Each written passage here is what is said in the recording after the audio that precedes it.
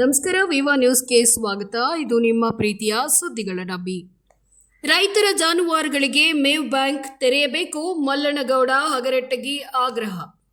ಯಾದಗಿರಿ ಜಿಲ್ಲಾದ್ಯಂತ ರೈತರು ಮಳೆ ಇಲ್ಲದೆ ಜಾನುವಾರುಗಳಿಗೆ ಮೇವು ಇಲ್ಲದೆ ರೈತರು ಪರದಾಡುವ ಪರಿಸ್ಥಿತಿ ಎದುರಾಗಿದೆ ಅಂತ ದೂರಿದ್ದಾರೆ.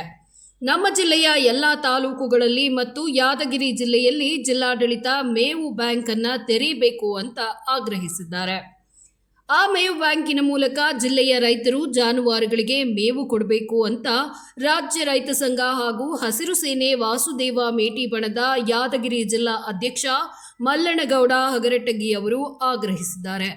ದಿನ ಕಳೆದಂತೆ ಮಳೆ ಕಡಿಮೆ ಆಗ್ತಿರೋದ್ರಿಂದ ಗುಡ್ಡಗಾಡು ಪ್ರದೇಶಗಳಲ್ಲಿ ಮೇವು ಇಲ್ಲದೆ ಜಾನುವಾರುಗಳು ಮಣ್ಣು ತಿನ್ನುವ ಪರಿಸ್ಥಿತಿ ಬಂದಿದೆ. ಇದರಿಂದ ರೈತರಿಗೆ ತುಂಬಾ ತೊಂದರೆಯಾಗ್ತಿದೆ ಅಂತ ತಿಳಿಸಿದ್ದಾರೆ.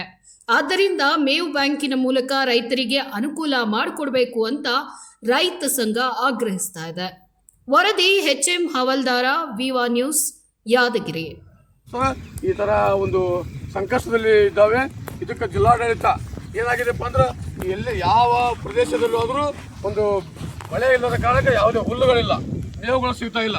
ಮೇವುಗಳು ಸಿಗದೇ ಇದ್ದಂಥ ಪರಿಸ್ಥಿತಿಯಲ್ಲಿ ದನಕರುಗಳು ಇವತ್ತು ಬಹಳ ಒಂದು ಸಂಕಷ್ಟದಲ್ಲಿ ಇದ್ದಾವೆ.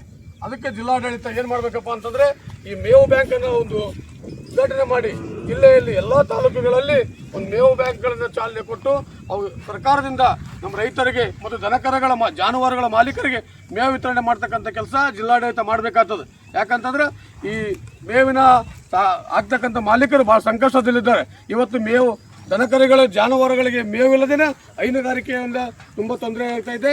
ಇಂಥ ಜಾನುವಾರುಗಳು ಸಾಕಷ್ಟು ಜಿಲ್ಲೆಯಲ್ಲಿ ಸಾಕಷ್ಟು ಜಾನುವಾರುಗಳು ಇದೇ ಪರಿಸ್ಥಿತಿಯಲ್ಲಿ ಜೀವನ ಮಾಡ್ತಾ ಇದ್ದಾವೆ.